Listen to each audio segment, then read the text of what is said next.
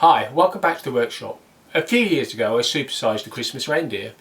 There were some questions about why I was cutting it the way I was and why didn't I just cut it in one go on the bandsaw.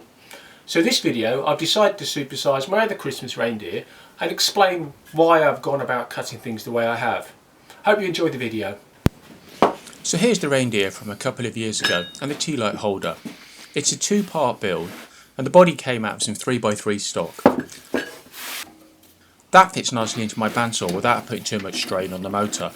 If I lift the guard, I can fit double that, but there's no way I'm going to fit 3 times that in there.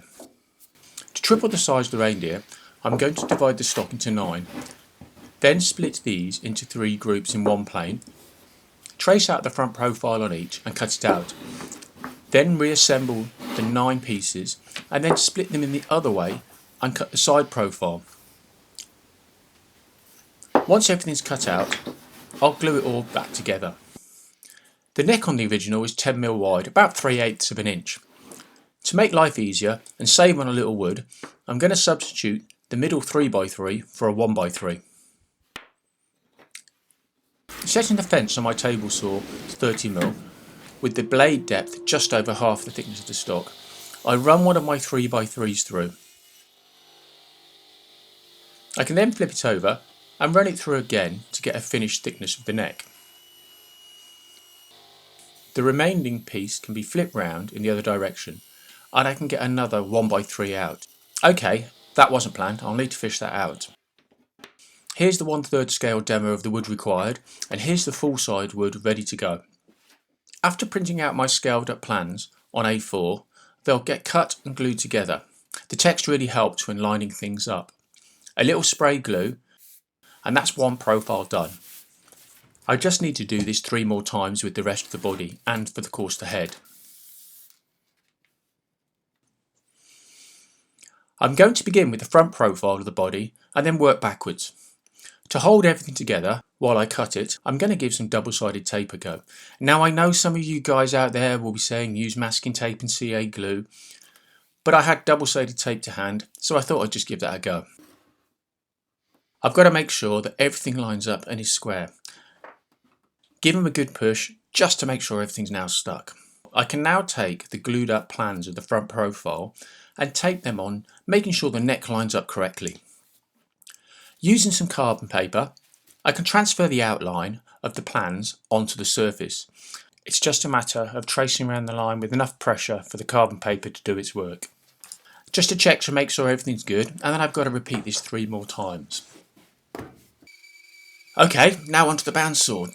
Trying to stay as close to the carbon lines as possible. If anything, a little outside them is better than inside. With the first pair of cuts done, I'd normally toss the offcuts aside, like on the small reindeer, but I need to keep these in order to remake the 3x3 for the side profile. Every offcut needs to be cut regardless. With one cut, I crack on with the other 2. So here's the 3 front profiles. Now if anyone was a little confused about my original explanation, this is where it will all make sense. So I set aside the centre and the right hand sides and then group together the 3 left hand sides. Double-sided tape won't really work on this rough surface, so I swapped to a hot glue gun, which I should be able to peel off later when I reassemble everything into its 3x3s. The reassembled 3x3s then get glued together to form the whole of the left hand side of the body. Now the side profile plans and carbon paper again can be used to transfer the outline onto the surface, and then it's back onto the bandsaw again. Finally, all these offcuts can be thrown in the bin. As the middle section is shorter, I've worked out where the cut line at the top of the legs falls and marked this on the plans, allowing me to line it up correctly. This is by far the easiest cut. With everything cut out for the body, I've got to split the hot glue apart, and at this point I realised someone had gone a little overboard with the hot glue and I had to put some real effort into splitting it. Luckily nothing got broken. It just seems like it took forever to pick that hot glue off. Now the reindeer needs a head, so it's the same process of tracing out from the plans. On the original reindeer I drilled a recess to fit a tea light holder, but there's no way I'm going to get one 3 times the size. So I draw 120mm, about 4 3/4 inch circle and cut out the top profile and then cut the compass lines as well. These two crescent offcuts then get trimmed down. As with the body, the 3x3s get glued back together and then reassembled to make the side profile. I trace everything out, hop back on the bandsaw and make these final cuts. Somehow I managed to lose the mirror image of this part, so I glued on a scrap and trimmed it down freehand. First from the top profile and then from the side profile. I promise this is the last bandsaw shot of this video. It's time for glue up. I'm going to start with the centre. I need to pay attention, getting everything level. Next, it's onto the side profiles with plenty of clamps. And then it's onto the head. Sorry about the shoulder in shot, should have lined my camera up better. I can also add the centre of the head at this point.